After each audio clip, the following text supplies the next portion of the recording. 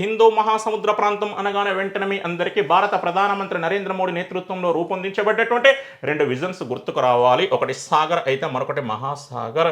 దానిని అధికారికంగా ప్రకటించింది 2015లో. దీనిని అధికారికంగా ప్రకటించింది. సాగర్ను ప్రకటించిన ఎగ్జాక్ట్గా 10 సంవత్సరాలకు, అంటే 2025లో 2015 మార్చి 12, 2025 మార్చి 12. ఆ రెండు విజన్స్కు సంబంధించిన అబ్రివేషన్స్ పై క్లారిటీ తెచ్చుకోవాలి. ఖచ్చితంగా ఈ సంవత్సరం అబ్రివేషన్స్ పై క్వశ్చన్ అడుగుతాడండి.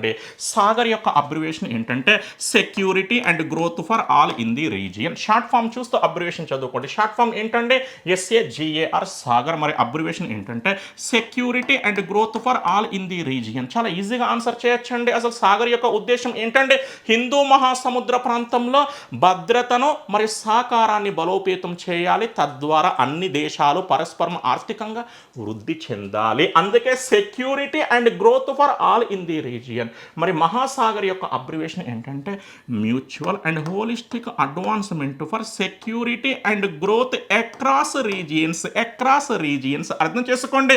మహాసాగర్లో కూడా సాగర్ ఉంది. అయితే ఇక్కడ సాగర్ అబ్రివేషన్ వేరుగా ఉంది, ఇక్కడ సాగర్ అబ్రివేషన్ వేరుగా ఉంది. అక్కడ సాగర్ అబ్రివేషన్ ఏంటంటే security and growth for all in the region. మరి ఇక్కడ సాగర్ యొక్క అబ్రివేషన్ ఏంటంటే security and growth across regions. అక్కడైనా సెక్యూరిటీ అండ్ గ్రోత్, ఇక్కడైనా సెక్యూరిటీ అండ్ గ్రోత్. అక్కడ for all in the region, ఇక్కడ అక్రాస్ రీజియన్స్.